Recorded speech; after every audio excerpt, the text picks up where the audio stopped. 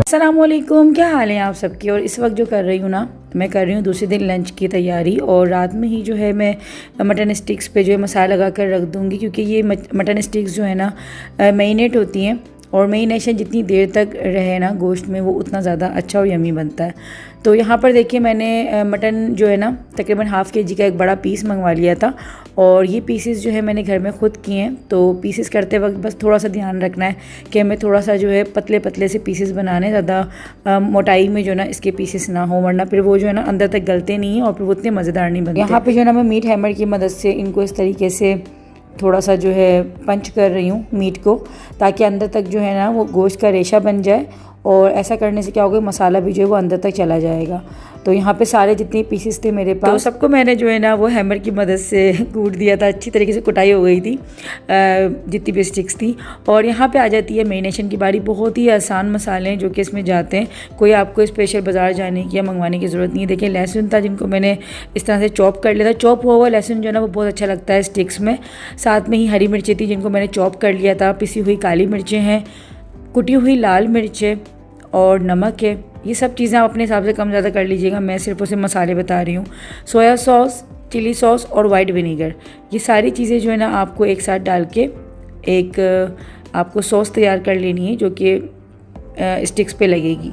और आप जो है ना थोड़ा सा इसमें टेंडराइज़र पाउडर आता है, मीट टेंडराइज़र पाउडर या फिर कचरी पाउडर जिसे कहते हैं, कच्चा पपीता, थोड़ा सा अगर आप वो भी लगा देंगे ना तो ये कि मीट को गलने में आसानी रहेगी। मैंने भी लगाया था, लेकिन उसकी वीडियो जो है ना वो नहीं बन पाई। उस वक्त मैं समझी कि शायद मेरा मोबाइल ऑन है, बट वो जो है ना वो ऑफ़ था, क्योंकि बच्चे भी जो है ना अभी यहाँ पे बस में जो ये हो रहा था कि मैं उनको जल्दी से सुला दूँ। रात का टाइम हो रहा है, तकरीबन अभी रात के 10 साढ़े 10 बजे का टाइम था, और बच्चे मेरे अभी तक सोए नहीं थे। तो मेरा दिमाग बच्चों की तरफ भी लगा हुआ था। तो बस मैं ये अपनी जो मटन स्टिक्स है ना उनको मैरिनेट करके मुझे बच्चों को सुलाना था। तो बस आधा ध्यान वहाँ था, आधा ध्यान यहाँ था, तो मोबाइल जो है ना वो क्लिप नहीं शूट कर पाया।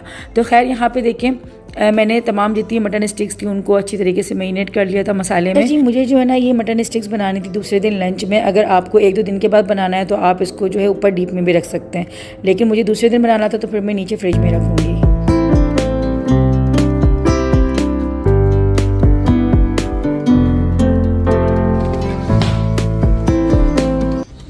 आज ठंड है,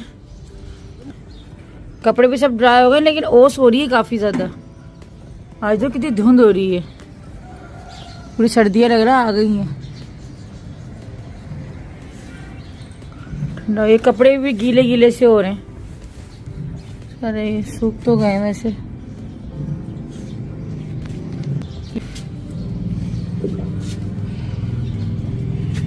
रात को ना वो ओस गिरी होगी। भर लिया आपने थर्मस? हाफिज।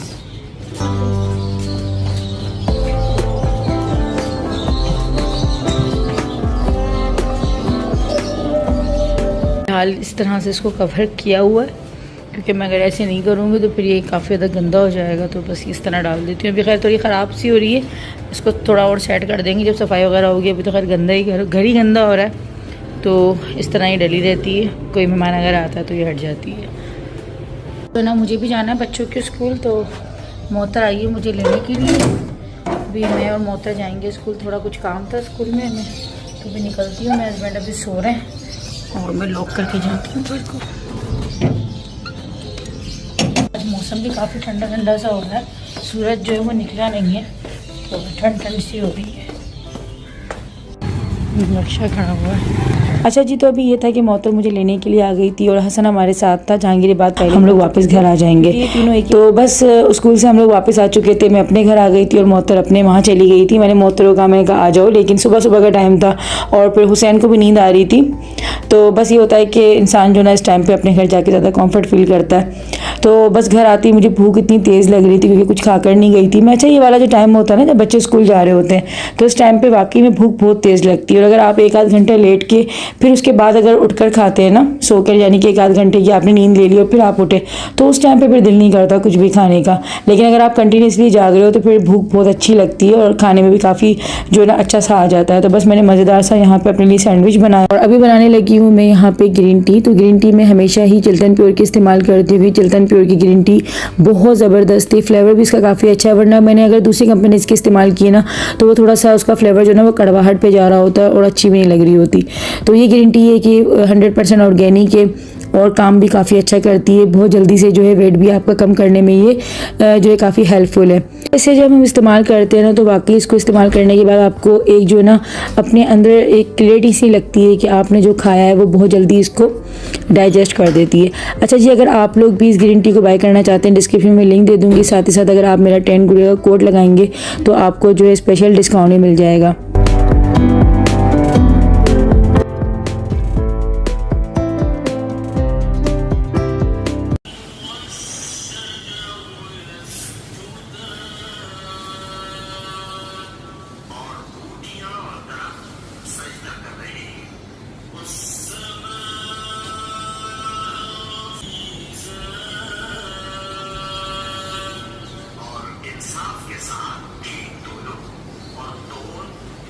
नाश्ता जो है वो मेरा हो चुका था और ऐसे ही जो है ना मैं सुबह नाश्ते के टाइम पे कोई भी तिलावत लगा लेती हूँ, कभी सूरह रहमान की लगा लेती हूँ तर्जुमे के साथ, है कभी सूरह यासीन होती है या फिर कभी मंजिल होती है। लेकिन मेरी कोशिश यही होती है कि मैं जब भी कुरान पाक सुनूँ ना तो उसको तर्जुमे के साथ सुनूँ, क्योंकि ये ज़्यादा सुकून भी देता है और आपकी जो बात होती है वो समझ भी आ जाती है।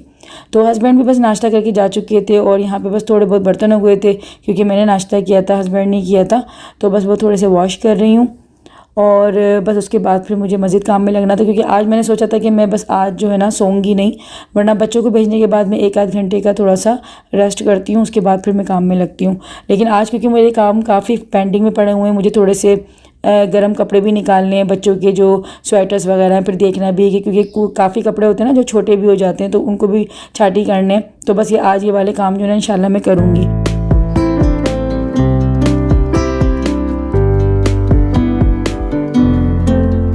अब आ जाते हैं अपने टाइटल की तरफ, यानी कि अपने टॉपिक की तरफ। और टॉपिक कुछ आज का यूँ है कि भाई मेरे ससुराल वाले मुझसे मिलते नहीं हैं और मुझसे मिलना क्यों छोड़ दिया, क्या वजह बनी जो कि मेरे ससुराल वाले मेरे घर नहीं आते या फिर मुझसे मिल नहीं रहे।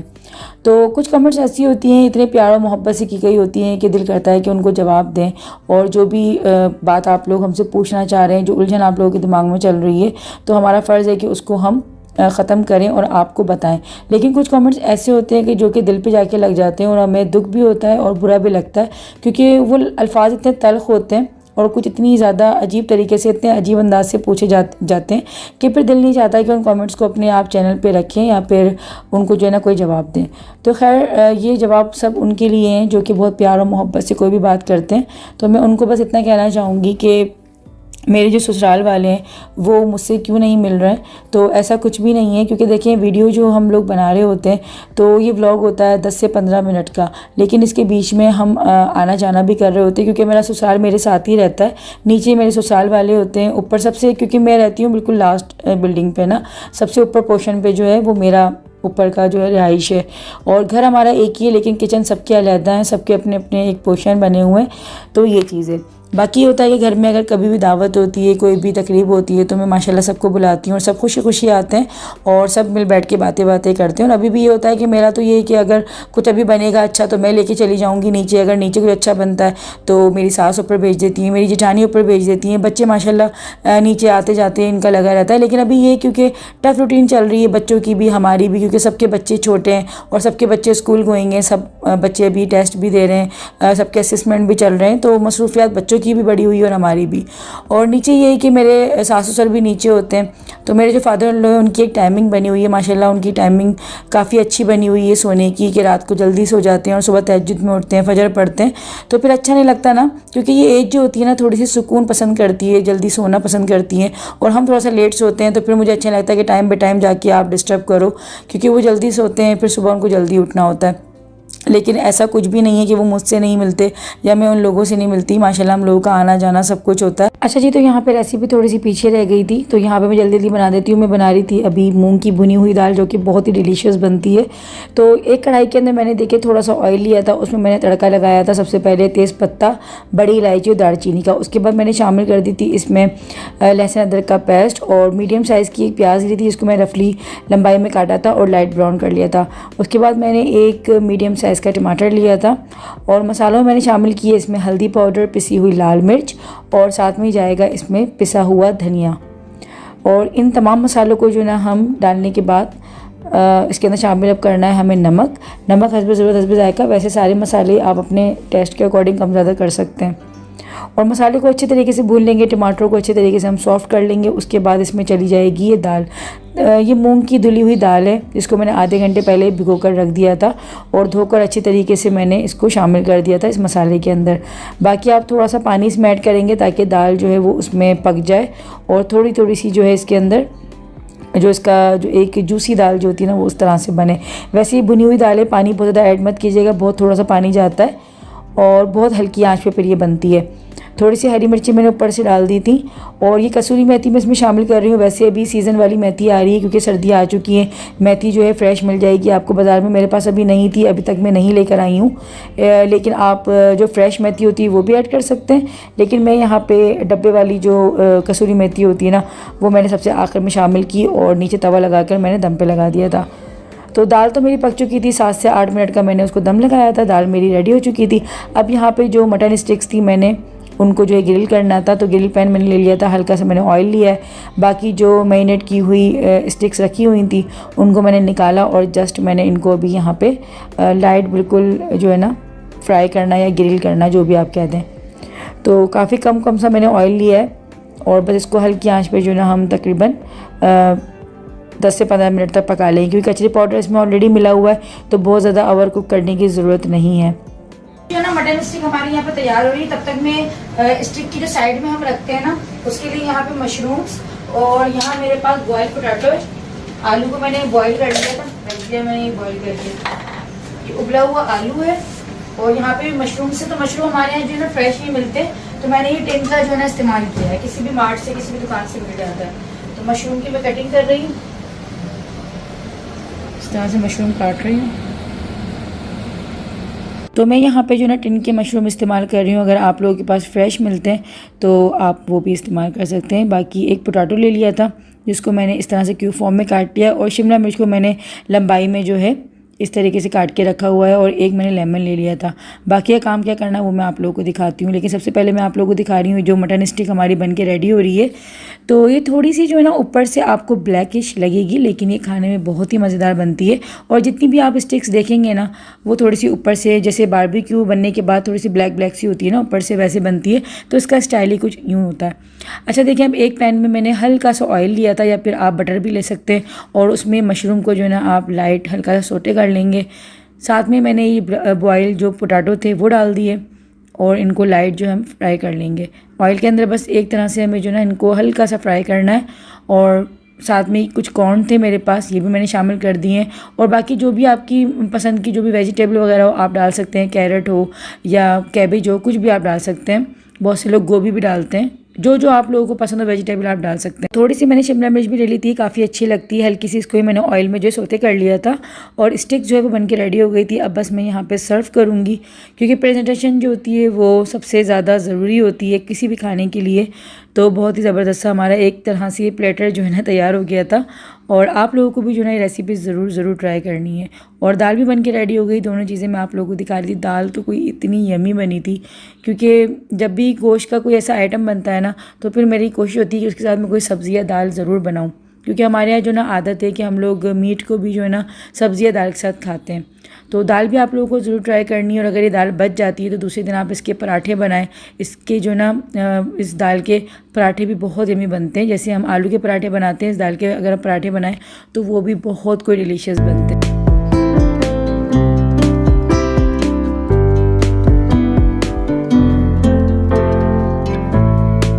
तो बस रात का खाना वाना खा के बच्चों को सुला दिया था और अभी मैं और मेरे हस्बैंड निकले थे बाहर दिमाग को थोड़ा रिलैक्स करने, क्योंकि सारा दिन जो हस्बैंड भी थक जाते हैं काम में, मैं भी थक जाती हूँ।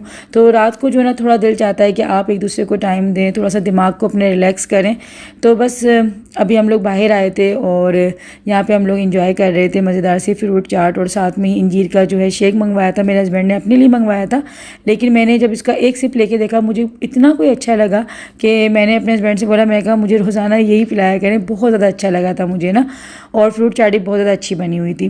तो खैर अपने आप को भी टाइम देना चाहिए, क्योंकि इतनी भागती दौड़ती ज़िंदगी में जो ना हम अपने आप को कहीं भूल ही जाते हैं।